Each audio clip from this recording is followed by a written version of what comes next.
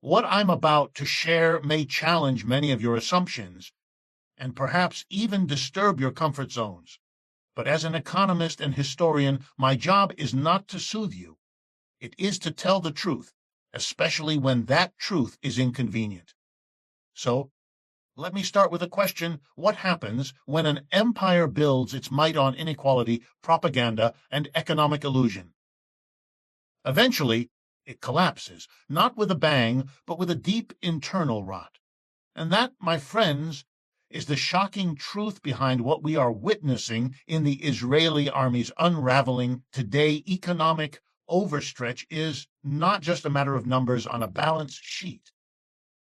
It is the silent destroyer of nations, the invisible thread that unravels even the most powerful institutions from within. Behind the glittering image of Israel's military prowess lies a reality few dare to confront: a system pushed beyond its economic limits, forced to sustain a war machine at the expense of its own social and structural foundations. As Prof. Richard D. Wolff explains, no army, however technologically advanced or strategically equipped, can remain invincible when its economic base begins to decay.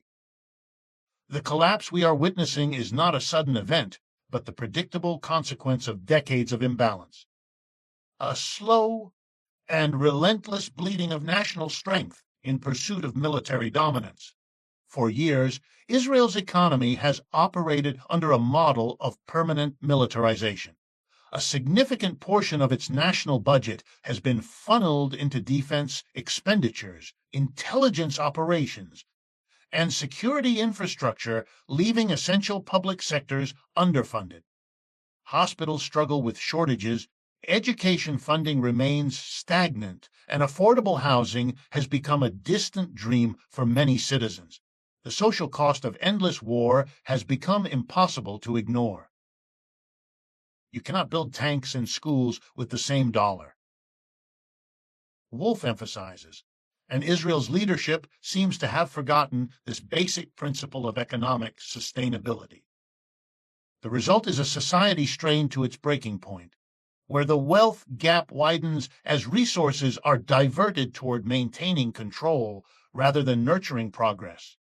What makes this crisis even more revealing is the illusion of strength that has masked it for decades. Israel's military has been marketed globally as an untouchable force, swift, precise, and unmatched. Yet beneath that polished surface lies an economy stretched thin by constant mobilization. Military service is compulsory, but economic participation is not guaranteed afterward. Young people return from service to face rising rents, limited jobs, and an overburdened cost of living. When a nation's youth, the very foundation of its labor and innovation, begins to feel disillusioned, the long-term sustainability of both the economy and the military comes into question. As Wolff points out, a soldier fighting on an empty stomach may still fight, but a society living on an empty future will not. Adding to this crisis is the privatization of profit and socialization of cost. The military-industrial sector in Israel, like in many global powers, has become intertwined with private corporations that profit immensely from arms production and security technologies. These profits, however, rarely circulate back into the public economy. Instead, taxpayers bear the burden of funding wars, rebuilding infrastructure, and absorbing inflationary pressure. Over time, this dynamic produces resentment and fatigue within the population, a slow erosion of national morale that no government can indefinitely suppress. You cannot keep extracting loyalty from people while denying them stability. Wolff warns. It's not the battlefield that collapses first. It's the balance sheet. The global context amplifies this internal strain. As Western economies themselves struggle with inflation, energy crises, and political polarization, the external funding that has long underpinned Israel's defense budget faces growing scrutiny. The United States, Israel's primary ally and financial backer, is wrestling with its own budget deficits and declining public support for foreign aid. Every dollar sent abroad now competes with domestic needs, from healthcare to infrastructure. The days of unconditional financial support are fading, and Israel's economic model, heavily reliant on external backing, is being forced into a harsh reality check. And yet, perhaps the most striking element in this unfolding story is the psychological toll of economic exhaustion. The Israeli public is beginning to connect the dots. The same economy that funds perpetual war is the one that fails to deliver affordable homes, decent wages, or educational equity. Once a population begins to see this link, the legitimacy of the system itself comes into question.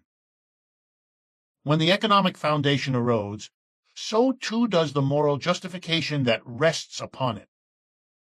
The army, once viewed as the nation's protector, now risks being seen as its drain. This is the paradox of modern militarized economies. They expand to defend the nation, but end up consuming it from within. Israel's current predicament, as Wolff underscores, is not an anomaly. It's a warning. Economic overstretch does not announce its arrival with explosions or headlines.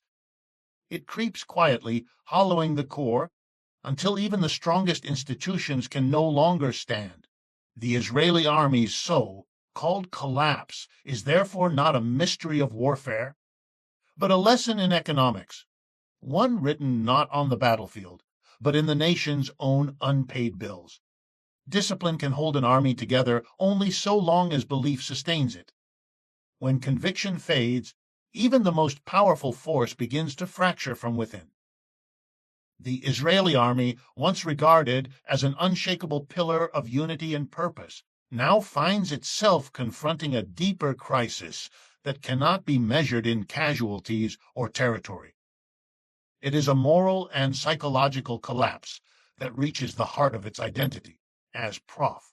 Richard D. Wolff observes, the decay of an institution does not always begin with defeat on the battlefield. Often, it begins in the minds of those who serve it. When soldiers begin to question the purpose behind their orders, when they can no longer reconcile their actions with their conscience, the institution they once embodied starts to lose its coherence. For years, the Israeli Defense Forces projected an image of absolute confidence, a moral army defending democracy, surrounded by threats, standing firm for survival. That narrative, carefully constructed and globally echoed, is now unraveling under the weight of reality. The younger generation of soldiers and citizens has grown up in an era where every act of military aggression is instantly captured, broadcast, and debated across the world. What was once hidden behind official statements is now visible to all. This new transparency has created a painful moral contradiction for those within the army. They are told they are protectors, yet many see the suffering of civilians, the destruction of homes, and the persistence of occupation. The dissonance between duty and humanity grows heavier with every passing day, and no propaganda can permanently silence that internal conflict. Prof. Wolff points out that morale is not simply about pride or patriotism. It is about legitimacy. When a soldier believes that what they fight for is just, they can endure unimaginable hardship. But when that belief falters, even the strongest army can falter overnight. In Israel's case, that legitimacy has been eroded not only by international criticism, but by internal awakening. Families of soldiers question the endless cycles of war. Citizens, once united by fear, now ask whether security has become a pretext for control. Veterans, haunted by what they have seen and done, speak publicly about their disillusionment. Each of these cracks adds to the psychological pressure building within the ranks, creating an invisible but powerful force of fragmentation. The result is not open rebellion, but quiet disengagement. Soldiers follow orders, but without conviction. Officers plan operations while doubting their purpose. The collective energy that once made the army a symbol of resilience is now dulled by fatigue and guilt. Wolff draws a striking parallel here to other historical powers that experience the same decay, empires whose armies turned mechanical, efficient but soulless, carrying out tasks devoid of faith. History shows that when moral purpose fades, so too does effectiveness. A soldier motivated by fear or obligation cannot match the strength of one motivated by belief. What complicates this internal breakdown is the growing awareness among Israelis themselves that the conflict they have inherited has no clear end. The younger generation sees that they are fighting wars their parents also fought, with no tangible progress, only more division and loss. They question whether they are defending a nation or perpetuating a cycle of violence. This generational fatigue is perhaps the most dangerous element of all. It transforms pride into apathy and duty into disillusionment. Wolff notes that, when hope is replaced by habit, collapse becomes inevitable. An army that marches without vision is one that has already begun to dissolve from within. Beyond the military structure, the moral crisis extends into the social consciousness. Israeli society once regarded its soldiers as sacred, untouchable symbols of national unity. Now, debates rage about the ethics of military action, about proportionality, about the treatment of civilians. The once unquestionable narrative of defense now faces scrutiny both inside and outside the country. The very words that once inspired solidarity now invite skepticism. This is not simply a loss of image. It is a loss of moral authority, the intangible foundation upon which every army ultimately stands. In a world where information moves faster than ideology, maintaining illusions has become impossible. Every soldier with a smartphone can see the global reaction to their mission. Every civilian casualty becomes an international headline. The psychological weight of that exposure is enormous. No amount of national pride can completely shield an individual from the growing awareness of the consequences of their actions. Wolff describes this as the moral fatigue of empire, the exhaustion that sets in when the justification for power no longer aligns with the evidence of reality.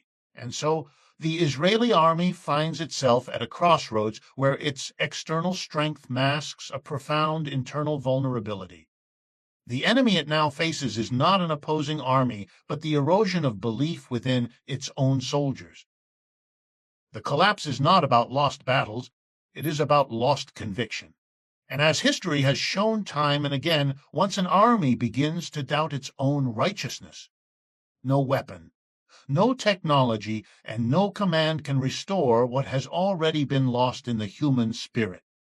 A nation's endurance is measured not only by the strength of its institutions, but by the faith of its youth in the future they are asked to defend.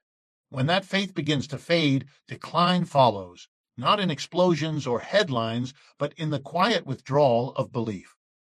In Israel today, the most profound transformation may not be visible on the battlefield, but within the minds of a new generation refusing to inherit a legacy of endless conflict. Prof. Richard D. Wolff identifies this generational shift as one of the clearest indicators of deep societal fatigue, a warning sign that the foundation of militarized nationalism is losing its emotional and ideological grip. The young are no longer inspired by the old slogans of survival, they are weighed down by the cost of maintaining them. For decades, Israeli youth were raised in an environment where national identity was inseparable from military duty. Service was not merely an obligation, but a rite of passage, a symbol of unity and belonging. The army was portrayed as the great equalizer, a place where citizens from every background could serve a common purpose. Yet that image is beginning to erode. The younger generation has grown up in a world far more connected, exposed to alternative narratives, and deeply skeptical of state rhetoric. They see the rising cost of living, the housing shortages, the social inequalities, and they begin to ask a question that previous generations rarely dared to voice. What are we fighting for? That question alone marks the beginning of an ideological unraveling. Wolff notes that economic discontent and moral exhaustion often intersect in young societies. Many of Israel's youth now face uncertain futures. Unaffordable housing, stagnant wages, and shrinking opportunities in a system that seems to reward loyalty to conflict over investment in peace.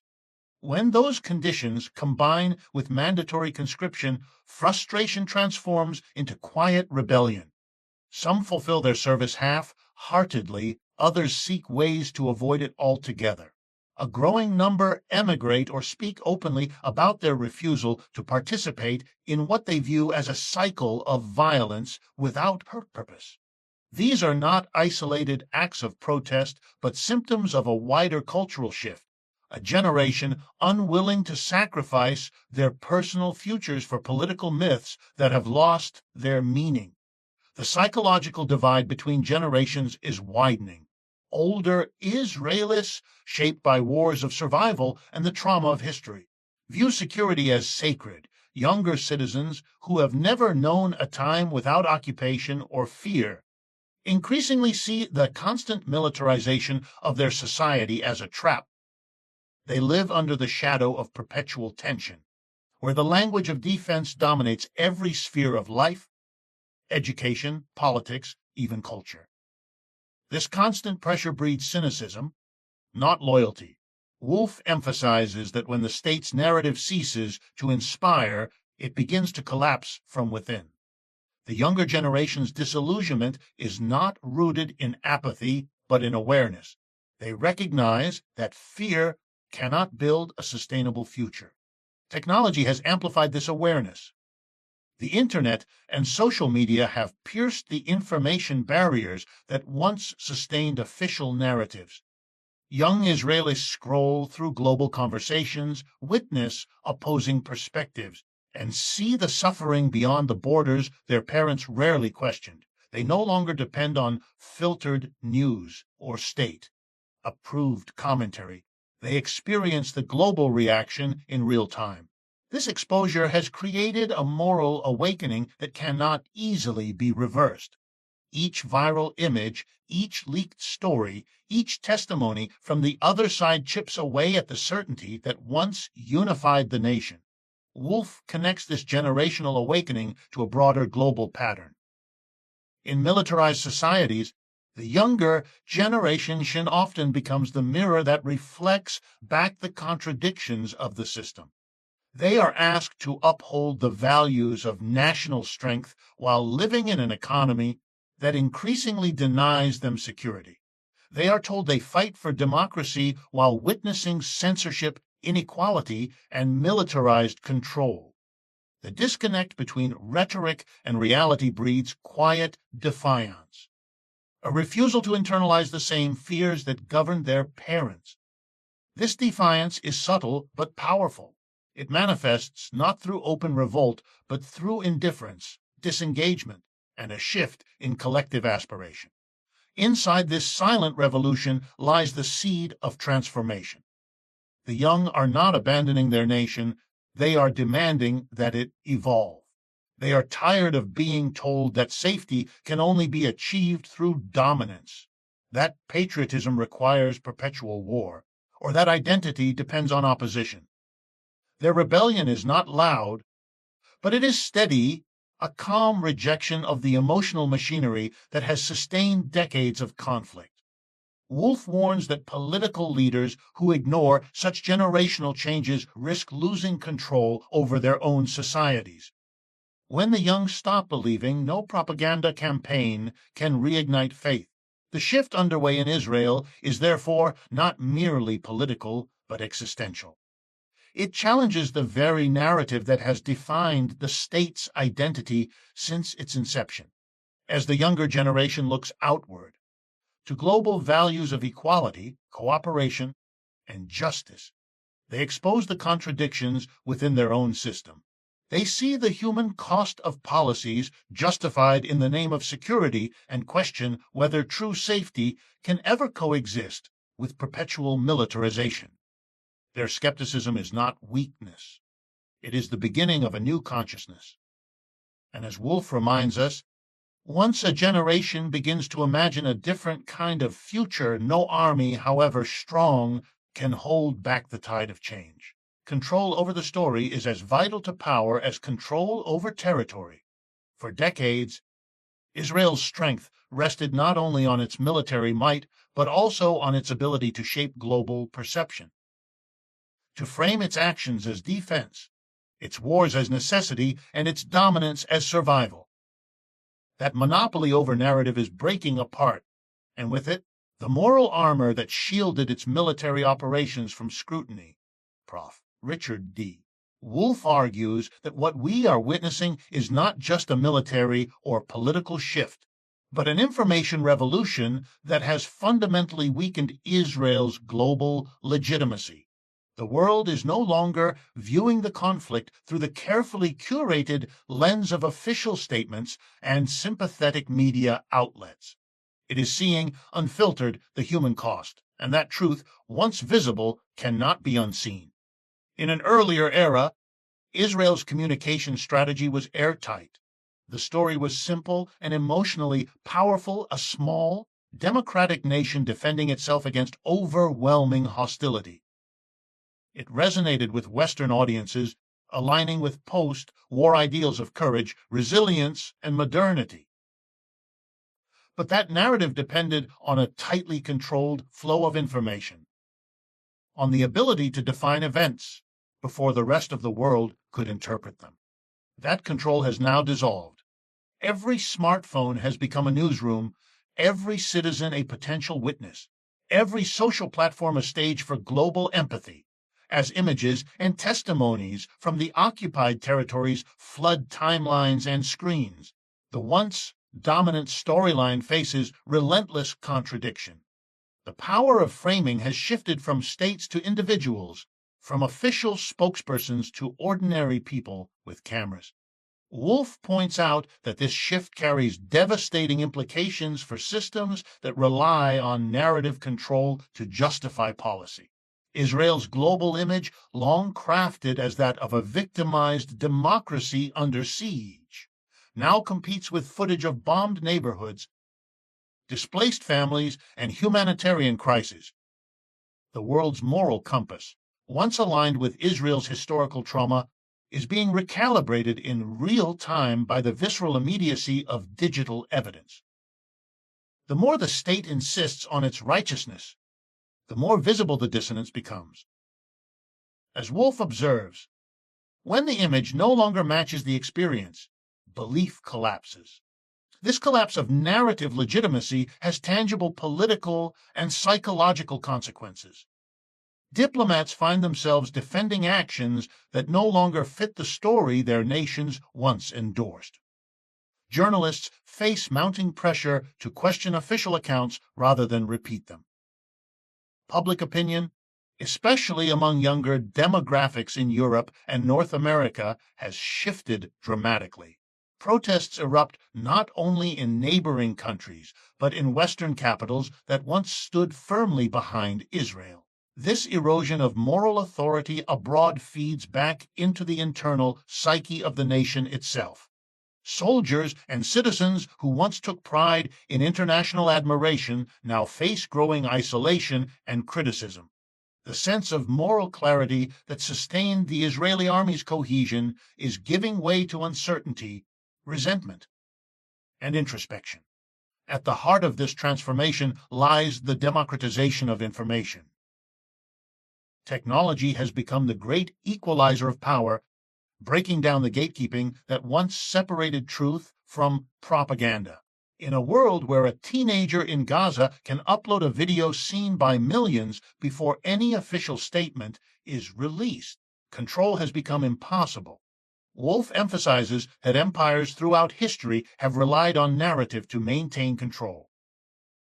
Religious, political, or ideological, But once the story escapes their grasp, collapse begins from within. The global exposure of Israel's military operations has not just weakened its diplomatic leverage, it has undermined the psychological framework that held its society together. This global transparency has also revealed a deeper hypocrisy. The language of democracy, human rights, and self-defense, once Israel's greatest rhetorical weapon, now clashes with its visible actions. The contradiction is too glaring to ignore. Audiences that once accepted official explanations without question now demand accountability. The very nations that funded and armed Israel are beginning to face pressure from their own citizens to reconsider their alliances. Wolff argues that this shift in perception marks the beginning of a structural change in international relations. When legitimacy erodes, alliances begin to wobble, and economic consequences follow swiftly behind moral ones. The psychological toll of this exposure is immense. For soldiers on the ground, the awareness that their actions are being broadcast to a global audience adds a new dimension of stress and scrutiny. The old comfort of anonymity has vanished. Every raid, every strike, every command decision can become viral within hours, dissected by millions. This constant visibility breeds doubt within the ranks, and discomfort among citizens who must reconcile their national pride with global condemnation.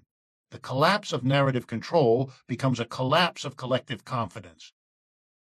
And yet, Wolff reminds us this process is inevitable in the age of information.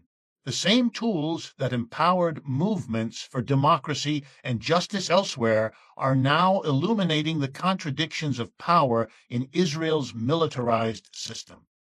Once the public sees beyond the story, once truth becomes communal rather than controlled, no amount of censorship or diplomacy can fully restore the old order. The global exposure has not simply tarnished Israel's reputation. It has revealed a truth that many already sensed.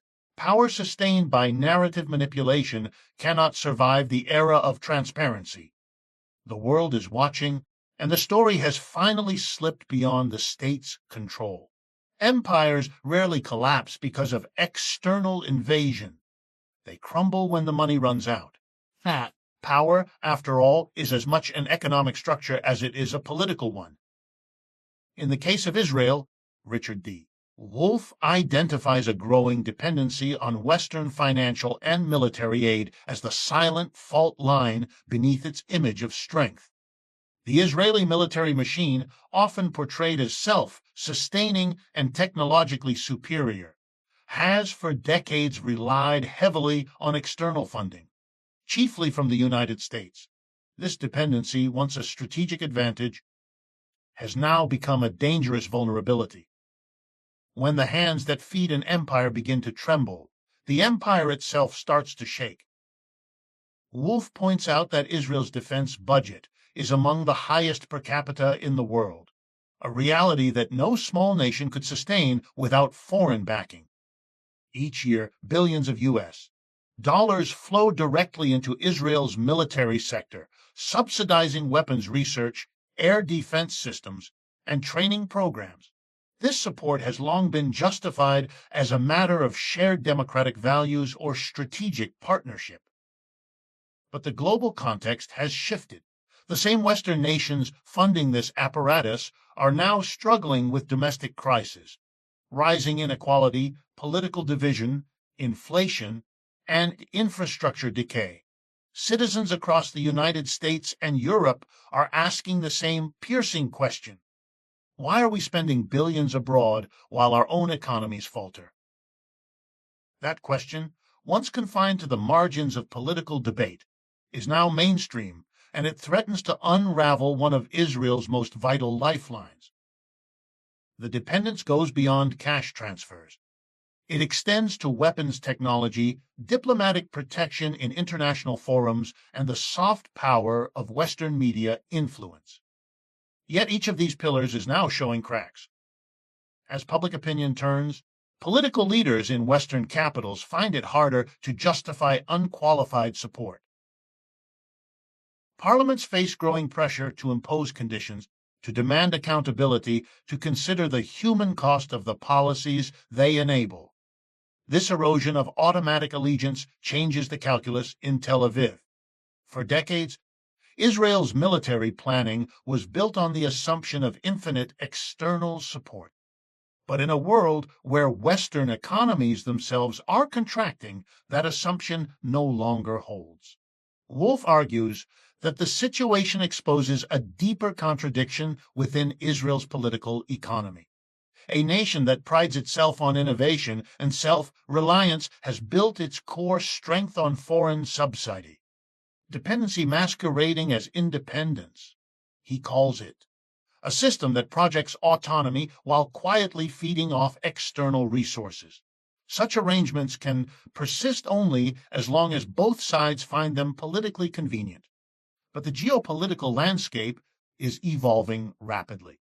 U.S. influence is waning, new global alliances are forming, and domestic discontent is rising in the very countries that sustain Israel's budget. The writing on the wall is unmistakable. What was once a strategic partnership is now an economic liability. The implications for the Israeli army are profound. Without consistent financial support, maintenance of advanced defense systems becomes increasingly expensive. Recruitment incentives, technological development, and logistical infrastructure all depend on a steady inflow of foreign funds. Even a small reduction in aid can create disproportionate strain. Wolff highlights that this kind of economic fragility often leads to overreach when an empire senses its funding base eroding. It doubles down militarily to project stability. History is full of examples. The late Roman Empire, the British imperial overextension, even America's own costly wars in the Middle East. The pattern is unmistakable. The more dependent a power becomes, the more aggressively it asserts itself to disguise that dependency. There is also the psychological toll of this reality. For a society raised on the belief in its own exceptionalism, acknowledging reliance on foreign money strikes at the heart of national pride. It introduces a quiet anxiety, a realization that control over one's fate lies partly in someone else's hands. When that awareness spreads among citizens and soldiers, morale shifts. The narrative of strength begins to sound hollow. Economic dependence breeds not only vulnerability, but resentment both internally and externally. Those providing the funds grow weary of paying for perpetual conflict. Those receiving them begin to feel the constraints that come with conditional generosity. The broader geopolitical stage compounds this unease. As the United States faces pressure from its own electorate to reduce foreign expenditures, other nations are stepping into the vacuum. China and Russia are expanding their influence in the Middle East, offering economic partnerships without ideological strings. This diversification of alliances further weakens the traditional Western Israeli axis. The financial dependency that once guaranteed security now risks isolation. Wolff warns that such transitions rarely occur peacefully. They trigger identity crises in states that have tied their legitimacy to external validation. Perhaps the most striking dimension of this dependency is its moral cost. Every dollar of aid carries with it an implicit endorsement of policy. As global outrage over humanitarian consequences grows, those endorsements become politically toxic. Western governments, once comfortable in their silence, are being forced to confront their complicity. And as they hesitate, Israel faces the unthinkable, a future where it must fund its military ambitions alone. The empire of subsidy, Wolff suggests, cannot last forever. When the flow of money falters, the myths of invincibility crumble with it. Power built on borrowed resources does not end in explosion. It ends in exhaustion, quietly, predictably, and completely. Collapse is rarely a single moment. It is a process, a gradual unmasking of truths that have long been ignored. What, Prof? Richard D. Wolff calls the collapse of the Israeli army is, in his analysis, not merely a military phenomenon, but a symptom of a far deeper and more global reckoning. He suggests that this moment represents a broader historical correction, a turning point where systems built on domination, inequality, and external dependence begin to face the inevitable consequences of their own design. The events unfolding in Israel are not isolated. They are part of a wider pattern, a mirror reflecting the vulnerabilities of the modern geopolitical order itself. The real shock, Wolff notes, is not that collapse has come, but that so few were willing to see it coming. The machinery of power, he explains, often conceals its fragility behind spectacle. Parades of technology, symbols of progress, and a constant narrative of control. But history teaches us that no amount of sophistication can compensate for moral and economic imbalance. Israel's military, long celebrated as a model of efficiency and innovation, now faces a crisis of purpose and sustainability that resonates far beyond its borders. It is the inevitable result of decades spent prioritizing domination over dialogue, fear over reform, and profit over people. Collapse. Wolff asserts, not chaos, it is the system finally becoming honest with itself. And that honesty, once forced into the open, changes everything. This reckoning is not limited to Israel's borders. Across the world, the same forces that sustain militarized economies, constant conflict, unchecked nationalism, and the commodification of fear are beginning to erode. The collapse of one symbol of power often exposes the fragility of others. As global audiences witness the unraveling of Israel's once unquestioned dominance, they are also beginning to question the larger structures of Western intervention, the moral contradictions of global capitalism, and the myth that security can be achieved through perpetual aggression. The lesson extends outward. Empires do not simply fall. They lose credibility first, then coherence, and finally control. Wolff emphasizes that every collapse carries with it a choice. It can lead to renewal or to repression. When systems built on inequality begin to break down, those in power often respond by tightening their grip, by amplifying propaganda, suppressing dissent, and manufacturing fear. But that only delays the inevitable. The alternative is transformation, the acceptance that a new kind of order must emerge, one grounded in equity, sustainability, and human dignity rather than endless militarization. Israel's crisis, viewed through this lens, becomes a global lesson on what happens when societies mistake domination for stability. You cannot bomb your way to legitimacy, Wolff states. You must earn it through justice. The psychological shock of this realization reverberates through both national and international spheres. For Israelis, it challenges a decades-long belief in invincibility. For their allies, it forces a revaluation of long-standing political and economic commitments. For the wider world, it exposes how intertwined systems of power and profit have created a cycle that feeds on instability. Wolff draws a compelling parallel to past eras of imperial decline, moments when societies that once appeared unassailable found themselves undone by the very forces they unleashed. Rome fell not because of external invasion alone, but because it could no longer sustain the inequality and excess that defined its power. The same, he argues, is true today. What makes this collapse particularly striking is its visibility. In the digital age, power no longer fades quietly. Every moment of unrest, every moral failure, every act of defiance is documented and shared across the world. The fall of illusions happens in real time, witnessed by millions. This transparency accelerates the process of reckoning.